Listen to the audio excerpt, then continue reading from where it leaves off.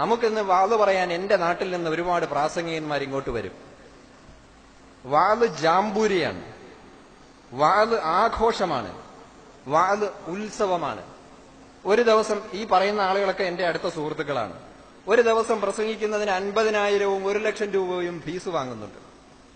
ഞാൻ ചോദിക്കട്ടെ എന്റെ പ്രിയപ്പെട്ട സഹോദരന്മാരെ, ഈ 50,000-വും 1,00,000-വും ഫീസ് വാങ്ങി പ്രസംഗിച്ച് ഇവിടെ എന്ത് മതമാണ് പഠിപ്പിക്കുന്നത്? അതിൽ നിന്ന് എന്ത് മതമാണ് നിങ്ങൾ ഉൾക്കൊള്ളുന്നത്? നിങ്ങൾ കൊടുക്കുന്ന ആളുകളുടെ കീശ വീർക്കുമെന്നല്ലാതെ ആ വാളുകൊണ്ട് ഇവിടെ എന്ത് സാംസ്കാരികമായ മാറ്റമാണ് ഉണ്ടായത്? ഒരു പള്ളി ദറസിൽ 6-7 വർഷം ഓതിപ്പടിച്ച ഒരു വിദ്യാർത്ഥി എന്ന നിലയ്ക്ക് എനിക്കത് ചോദിക്കാനുള്ള അവകാശമുണ്ട്. ഒരുപക്ഷെ മുസ്ലിം ലീഗിന്റെ യൂത്ത് ലീഗിന്റെ സാദിഖലിക്ക് ഒരു പക്ഷേ അത് ചോദിക്കാൻ കഴിയില്ല.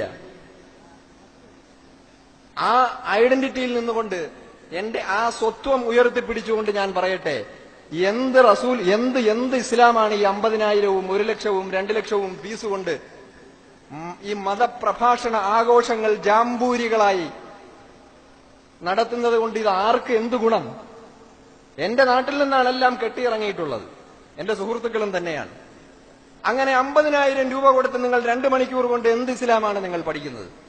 ആ കേട്ട പ്രസംഗങ്ങൾ നിങ്ങൾ ആ പ്രാസംഗികർ ഒരുപക്ഷെ മതപ്രസംഗികരായിരുന്നില്ല എങ്കിൽ നല്ല മിമിക്രി ആർട്ടിസ്റ്റുമാരായിരുന്നേനെ.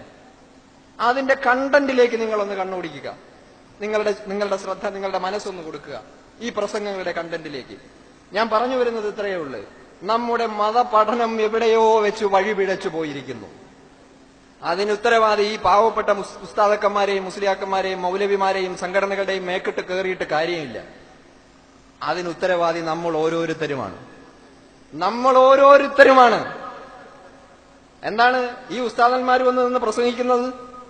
ബഹുമാനപ്പെട്ട ഉമർ റളിയല്ലാഹു അൻഹു കിസ്റ കൈസർ ചക്രവർത്തിയെ കിടുകിട, ഞാൻ അതേ ശൈലിയിൽ തന്നെ പറയട്ടെ, കിസ്റ കൈസർ ചക്രവർത്തിമാരെ കിടുകിട വിറപ്പിച്ച ഖലീഫ ഉമറുണ്ടല്ലോ, അദ്ദേഹം ഉറങ്ങി എഴുന്നേൽക്കുമ്പോൾ പനയോലയുടെ മുദ്രകൾ അദ്ദേഹത്തിന്റെ ശരീരത്തിൽ പതിയുമായിരുന്നു.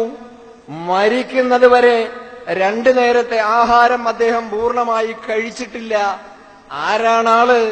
അന്നത്തെ 2 വൻശക്തികളായ റോമൻ സാമ്രാജ്യത്തെയും പേർഷ്യൻ സാമ്രാജ്യത്തെയും തകർത്തെറിഞ്ഞുകൊണ്ട് ലോകത്തിലെ ഏറ്റവും വലിയൊരു പുതിയൊരു സാമ്രാജ്യത്തെ കെട്ടിപ്പടുത്തതിന്റെ ചക്രവർത്തി. മരിക്കുന്നത് വരെ അദ്ദേഹം 3 നേരം ആഹാരം കഴിച്ച ഒരു ദിവസവും അദ്ദേഹത്തിന്റെ ജീവിതത്തിൽ ഇല്ല എന്ന് വന്ന് പ്രസംഗിച്ചു പോകുന്ന ആ മനുഷ്യൻ പ്രസംഗം തീർന്നിട്ട് 1,00,000 രൂപയുടെ കവർ പോക്കറ്റിലേക്ക് വാങ്ങിയിട്ട് 50 ലക്ഷം രൂപയുടെ കാറിൽ കയറി ഏതാണ്ട് 15,000 രൂപയുടെ സ്യൂട്ട് റൂമിൽ പോയി താമസിക്കുന്നു. നിങ്ങൾ പറയുന്ന ഇസ്ലാം ഇതല്ല. ഈ ഇസ്ലാം നമുക്ക് ഇവിടെ വെച്ച് നിർത്തേണ്ട കാര്യമാണ്. ഈ ഇസ്ലാമുമായി നമുക്ക് മുന്നോട്ട് പോകാൻ പറ്റില്ല. ഇതല്ല ഇസ്ലാം. നിങ്ങൾ പറഞ്ഞ ഉമർ ഇബ്നുൽ ഖത്താബ് റളിയല്ലാഹു അൻഹുവിന്റെ ഇസ്ലാമിനെ തിരിച്ചു പിടിക്കേണ്ടത് എന്റെ ഈ അനുജന്മാരും അനുജത്തിമാരുമാണ്. നിങ്ങളുടെ ഉത്തരവാദിത്തമാണ്.